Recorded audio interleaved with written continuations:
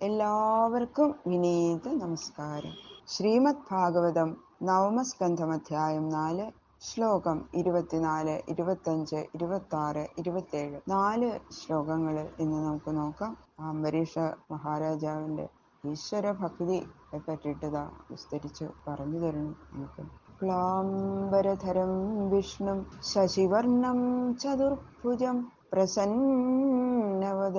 ധ്യായേത് സർവവിഘ്നോപശാന്തയേ ഗുരവേ സർവലോകാനാം ഭിഷജേ ഭവരോഗിണാം നിധയേ സർവവിദ്യാനാം ദക്ഷിണാമൂർത്തയേ നമഃ. പീതാംബരം കരവിരാജിത ശംഖചക്ര കൗമോദഗീ സരസിജം കരുണാസമുദ്രം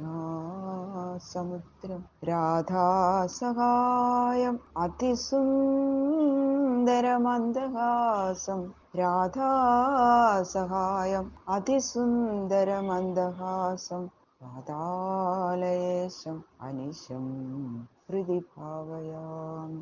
ശ്രീ ഗുരുവായൂരപ്പാ ശരണം. കഥാമയം ഭാഗവതാഭിധാനാം ഹരേ തനും തേ ചരിതേ ത്വദീയൈ യഥാമതി ത്വൽപരിതോഷകാമസ്തൗമി പ്രസീദ അച്യുത മാരുതേശ.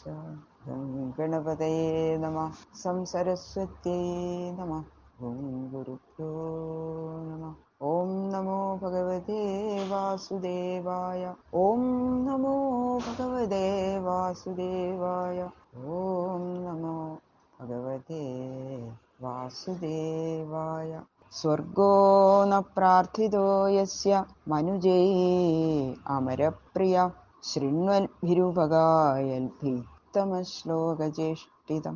ഉത്തമശ്ലോകചേഷ്ടിതം, ഉത്തമശ്ലോക വ്യാപാരത്തെ ശൃണ്വൽഭി കേൾക്കുന്നവരും ഉപഗായൽഭി ഉപഗാനം ചെയ്യുന്നവരുമായ യസ്യ മനുജേഹി യാതൊരുവന്റെ സംബന്ധികളായ മനുഷ്യരാൽ അമരപ്രിയ സ്വർഗ അമരന്മാർക്ക് ഇഷ്ടമുള്ളതായ സ്വർഗം ന പ്രാർത്ഥിത പ്രാർത്ഥിക്കപ്പെട്ടില്ല. മഹാരാജാവ് യാതൊന്നും ആഗ്രഹിച്ചിട്ടല്ല യാഗങ്ങളൊക്കെ നടത്തിയത്. അത് പ്രത്യേകം പറയാണ്. കൈമുത്യ ന്യായം എന്ന് പറഞ്ഞിട്ട് ന്യായമുണ്ട്. ആ ന്യായേന പറയണമെന്നാ പറയണത്. ശ്രവണ കീർത്തനങ്ങളാൽ അജ്ഞാന അന്ധകാരത്തെ നീക്കി പരമാനന്ദം നൽകുന്ന ഭഗവാന്റെ ആ ചരിതങ്ങളെ കേൾക്കുകയും കീർത്തിക്കുകയും ചെയ്യുന്ന മഹാരാജാവിന്റെ ഭൃത്യന്മാര് പോലും ആ രാജ്യത്തെ ജനങ്ങൾ കൂടി ദേവന്മാരുടെ പ്രിയവാസസ്ഥാനമായ സ്വർഗത്തെ പ്രാർത്ഥിച്ചില്ല. അവരും കൂടി സ്വർഗം കിട്ടണമെന്ന് പ്രാർത്ഥിച്ചില്ല എന്നാ പറയണത് മഹാരാജാവിന്റെ ആ രാജ്യത്തെ ജനങ്ങള്. പിന്നെ അംബരീഷ മഹാരാജാവ് പ്രാർത്ഥിച്ചിട്ടില്ല എന്ന് പ്രത്യേകിച്ച് പറയേണ്ട കാര്യമുണ്ട് എന്നാ പറയണത്. സമർത്ഥയന്തിതാൻ കാമാ സ്വരാജ്യ പരിഭാവിതാ ദുർലഭാനാപി സിദ്ധാനാം മുകുന്ദം ഹൃദി പശ്യത. സിദ്ധാനാം അപി സിദ്ധന്മാർക്കും ദുർലഭാഹ ലഭിക്കാത്തവയും സ്വരാജ്യ പരിഭാവിതാഹ സ്വരൂപാനന്ദത്താൽ നിസ്സാരമാക്കപ്പെട്ടവയുമായ കാമ വിഷയങ്ങൾ മുകുന്ദനെ ഹൃത്തിൽ പശ്യത കാണുന്നവരായ താൻ അവരെ ന സമർത്ഥയന്തി സന്തോഷിപ്പിക്കുന്നില്ല. സ്വർഗലോകത്തിൽ ലഭിക്കുന്ന സുഖത്തിനേക്കാളും ഈ ഭജനാനന്ദത്തിന് മഹിമയുണ്ടെന്ന് അവർക്കും കൂടി മനസ്സിലായി. അതാണ് പറയണത്. തപസ്, യോഗം മുതലായവ കൊണ്ട് സിദ്ധന്മാരായവർക്കു കൂടി ലഭിക്കാത്ത അണിമാതി സിദ്ധികള് മുക്തിപ്രദനായ ഭഗവാനെ ഹൃദയത്തിൽ കണ്ടുകൊണ്ടിരിക്കുന്നവരെ ആനന്ദിപ്പിക്കില്ല.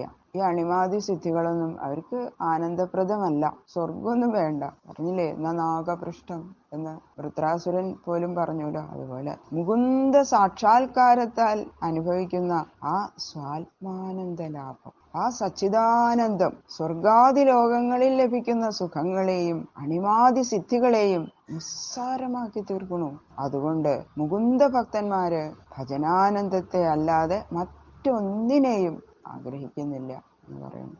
സയിത്തം ഭക്തിയോഗേന തപോയുക്തേന പാർത്ഥിവ സ്വധർമ്മേണ ഹരിം പ്രീണൻ സംഗാൻ സർവാൻ ശനേർജഹോ.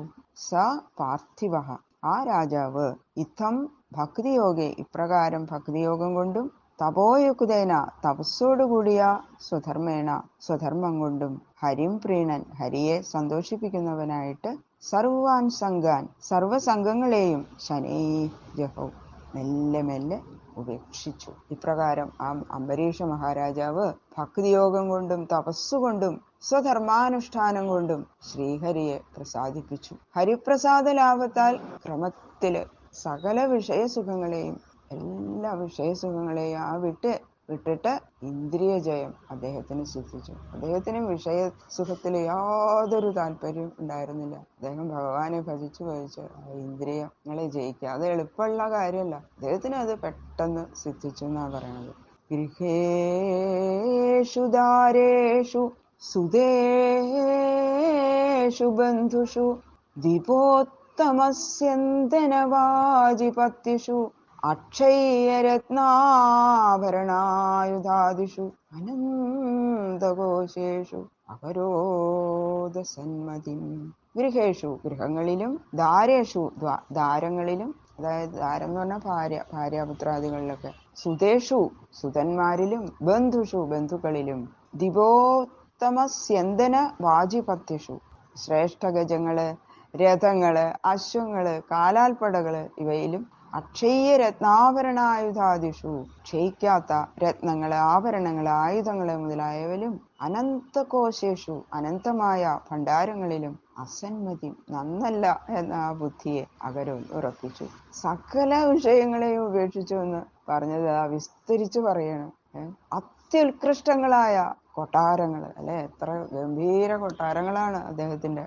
അതിലൊന്നും അദ്ദേഹത്തിന് യാതൊരു ഭ്രമമില്ല. ഭാര്യ, പുത്രന്മാര്, ബന്ധുക്കള്, ആന, കുതിര, തേര്, കാലാള്, എത്രയോ അധികം പടകള്, ഇതൊക്കെ ക്ഷയിക്കാത്ത രത്നങ്ങള്, ആഭരണങ്ങള്, ആയുധങ്ങള് മുതലായവ, കണക്കില്ലാത്ത ധനം, ഐശ്വര്യം ഇങ്ങനെ കുമിഞ്ഞുകൂടിയിരിക്കുകയാണ് അദ്ദേഹത്തിന്റെ രാജ്യത്ത്. ഇതെല്ലാം തുച്ഛഭാവത്തെ ഇതൊക്കെ എന്താ, ഇതൊന്നും നശ്വരങ്ങളാണ്, ഇതൊക്കെ അനശ്വരമായത് ഭഗവാൻ മാത്രം എന്നുള്ള ആ ഒരു ഭാവത്തോടു കൂടിയാണ് അദ്ദേഹത്തിന്. അതിലൊന്നും ഭ്രമമില്ലാതെ അദ്ദേഹം ഇതൊക്കെ വെറും തുച്ഛം എന്നുള്ള മട്ടിലാണ് അദ്ദേഹം ജീവിച്ചത്. ഇവയെ അനുഭവിക്കുന്നതല്ല പുരുഷാർത്ഥപ്രാപ്തി എന്ന ബോധം ബലമായിട്ട് ഉറച്ചിട്ടുണ്ടായിരുന്നു അദ്ദേഹത്തിന് എന്ന് പറയുന്നു. ബാക്കിയുള്ള ശ്ലോകങ്ങൾ നാളെ നോക്കാം. സർവത്ര ഗോവിന്ദനാമ സങ്കീർത്തനം ഗോവിന്ദ ഗോവിന്ദ.